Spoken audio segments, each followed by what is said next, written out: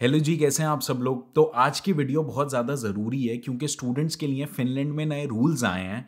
Temporary residency के लिए, continuous residency के लिए और परमानेंट रेजिडेंसी कार्ड के लिए कि कैसे स्टूडेंट्स यहाँ से पाकिस्तान या इंडिया या किसी भी कंट्री से आ सकते हैं और परमानेंट रेजिडेंसी बहुत आसानी से या कंटिन्यूअस परमिट बहुत आसानी से ले सकते हैं। तो बगैर ज़रा सा भी टाइम वेस्ट करें हम ये वीडियो फ़ौरन शुरू करते हैं क्योंकि आज मैं इसके बारे में डिटेल में बात करने वाला हूँ।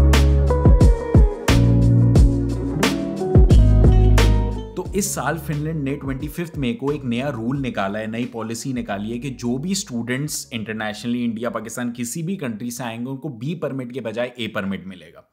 तो मैं आप लोगों को सबसे पहले बी और ए परमिट में से डिफरेंस बता दूं। B permit temporary residence card को कहते हैं। मतलब अगर आप 3 साल के बैचलर्स पे आएंगे और आपको परमानेंट रेजिडेंसी के लिए, परमानेंट रेजिडेंसी मतलब आप कितना भी चाहे टाइम रुक सको, यहाँ परमानेंट जॉब कर सको, अपनी लाइफ सेटल कर सको, उसके लिए फिनलैंड में 5 साल रुकना जरूरी होता है। तो अगर आप लोगों को परमानेंट रेजिडेंसी चाहिए, उसके लिए आपके पास 5 साल रहने के लिए टाइम होना चाहिए कि आपने 5 साल फिनलैंड में स्पेंड करें, कमाई करिए, जो भी करें। उस पर मैं अभी थोड़ी देर में आता हूँ। आपको मगर 5 साल चाहिए होते हैं। तो जिन लोगों को बी परमिट मिलता है, स्टूडेंट्स को पहले बी परमिट मिलता था, मतलब टेम्पररी रेजिडेंस कार्ड मिलता था। फिनलैंड आने के लिए एम्बेसी बी परमिट इशू करा करती थी। तो उस बी परमिट में से, जैसे अगर 3 साल के लिए किसी की डिग्री है, कोई बच्चा बैचलर्स पे आ रहा है, तो पूरे 3 साल काउंट नहीं होंगे, 1.5 साल काउंट हुआ करता था। और फिर उसके बाद वो उसको 3.5 साल और जॉब करनी पड़ती थी या जो भी चीज़ें करनी पड़ती थी 5 साल पूरे करने के लिए, और फिर उसे परमानेंट रेजिडेंसी मिलती थी।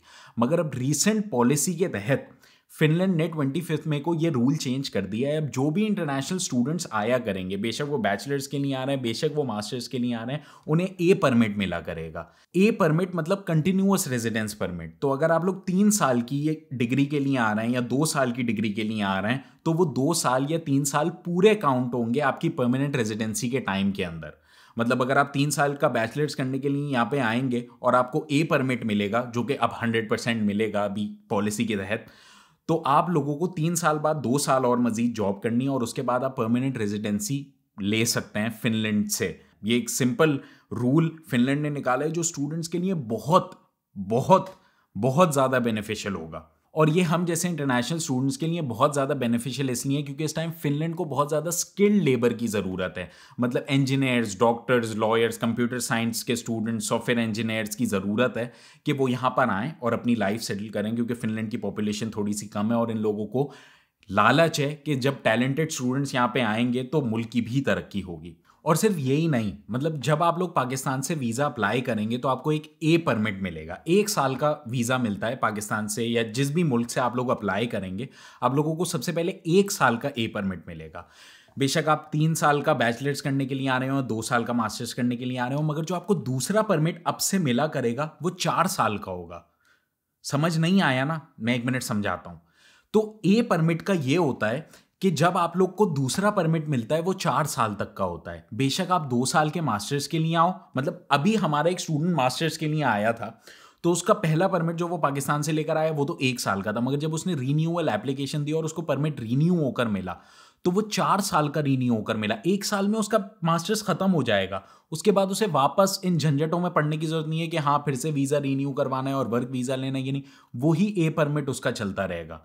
तो ये मुझे भी अभी तक बात समझ नहीं आई और उसने जब मुझे बताया मुझे तब भी नहीं समझ आई, और जब मैंने फिनिश इमिग्रेशन की वेबसाइट पे पढ़ा तब भी मुझे समझ नहीं आई। मगर ये रूल है कि अगर अब आप 3 साल का बैचलर्स करने के लिए भी आ रहे हो या 2 साल का मास्टर्स करने के लिए भी आ रहे हो, तो आपको पहला वीज़ा तो ज़रूर जो पाकिस्तान से लेकर आओगे या किसी भी मुल्क से लेकर आओगे वो 1 साल का मिलेगा, मगर दूसरा वीज़ा आपको 4 साल का मिलेगा। मैं फिर गया उससे मिलने, मैंने बोला नहीं भाई परमिट चेक कराओ अपना, असली में 4 साल का रीन्यू होकर मिला है। और हाँ, 4 साल का उसे रीन्यू होकर परमिट मिला।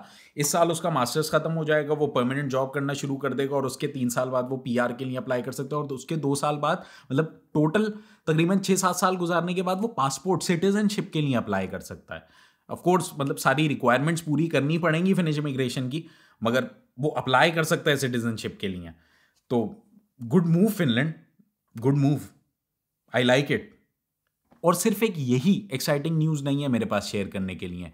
पहले जितने भी स्टूडेंट्स आया करते थे उनको 25 आवर्स पर वीक काम करने की इजाज़त होती थी। आप पार्ट टाइम जॉब करो, साल के आखिर में जब आप परमिट रिन्यू करवाने जाओगे, वो चेक करेंगे ऑन एवरेज आपने 25 आवर्स पर वीक काम किया हुआ होना चाहिए, वरना वो आपसे ज़्यादा सवाल पूछेंगे, बोलेंगे कि नहीं तुम काम करने आए थे, ये करने आए थे। मगर अब उन्होंने इस पॉलिसी के तहत ये रूल भी चेंज कर दिया है। अब स्टूडेंट्स जो भी आएंगे वो 30 आवर्स पर वीक काम कर सकते हैं, मतलब अपनी फीसें आसानी से निकाल सकते हैं, आराम से अपनी ज़िंदगी यहाँ पे सेटल कर सकते हैं।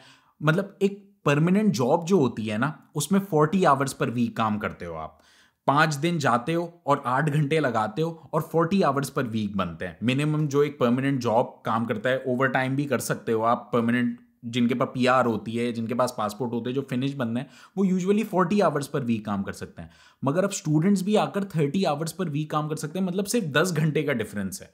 तो ये एक बहुत ज़्यादा माइंड ब्लोइंग चीज़ थी मेरे लिए, तो मैंने सोचा ये मैं सब आप लोगों के साथ शेयर करूं। मगर इसके साथ साथ ये बहुत अच्छी अपॉर्चुनिटीज़ हैं जो काफ़ी सारे स्टूडेंट्स अभी के जो ये लोग वीडियो देख रहे हैं, इस टाइम ये पॉलिसी है, तो आप लोग इससे बहुत ज़्यादा फ़ायदा उठा सकते हैं। आप लोग यहाँ आ सकते हैं as a student, 30 hours every week काम कर सकते हैं। और मतलब ये लोग साल के आखिर में चेक करते हैं, आप 30 आवर्स से ज़्यादा भी काम कर सकते हैं, मगर साल के आखिर में जो आपका एवरेज बनना चाहिए वो बनना चाहिए कि हाँ आपने 30 आवर्स हर हफ्ते काम करा है, वरना आपको परमिट रीन्यू करवाने में थोड़ा सा मुश्किल होएगी। मगर ये इसलिए भी है कि स्टूडेंट्स यहाँ पर आ सकें और यहाँ पे आराम से अपनी फ़ीसें निकाल सकें, अपने अखराजात निकाल सकें और आराम से पढ़ाई कर सकें, अपनी पढ़ाई पे भी टाइम दे सकें और अपनी फ़ीसें भी निकाल सकें और बाद में यहाँ पे आराम से सेटल भी हो सकें और अच्छी जॉब्स करें। और सिर्फ एक यही एक्साइटिंग न्यूज़ नहीं है मेरे पास शेयर करने के लिए, मेरे पास एक और भी बहुत ज़्यादा एक्साइटिंग न्यूज़ है शेयर करने के लिए, फिनलैंड एम्बेसी से रिलेटेड पाकिस्तान में। मगर वो मैं आप लोगों को नेक्स्ट वीडियो में बताऊंगा, क्योंकि आज के लिए इतनी ज़्यादा एक्साइटमेंट काफ़ी है। तो भाई अगर इस टॉपिक से रिलेटेड आप लोगों के पास मुझसे पूछने के लिए कोई और सवाल है तो you can always put them down in the comment sections below, या you guys can always message me on Instagram, Facebook या कैलेंडली पे आप लोग मेरी क्लास बुक कर सकते हैं, वहां आप लोग मुझसे 1-on-1 सवाल पूछ सकते हैं। तो भाई आई सपोज आज के लिए इतना ही, तो फिर कल मिलते हैं ना, पीस आउट। रात के 3 बज रहे हैं, पड़ोसी आ जाएंगे अभी मुझसे लड़ाई करने के लिए। Okay bye. By the way ये जो कार्ड मैं यहाँ पे दिखा रहा हूँ, ये ए परमिट नहीं है, बी परमिट नहीं है, ये सिर्फ हेनकलो को होती है। एक आइडेंटिटी कार्ड है, जैसे पाकिस्तान में CNIC होता है और इंडिया में राशन कार्ड, आधार कार्ड होता है, ये वो है, यहाँ का ID कार्ड है। इस टाइम मेरे पास ए परमिट है नहीं, तो मैं आप लोगों को दिखा नहीं सकता हूँ, मेरे पास सिर्फ ID कार्ड है यहाँ का, क्योंकि अब मुझे A या B या C या D परमिट्स की ज़रूरत नहीं पड़ती। मजाक कर रहा हूँ, A और B होते हैं सिर्फ, और उसके बाद परमानेंट रेजिडेंसी कार्ड होता है।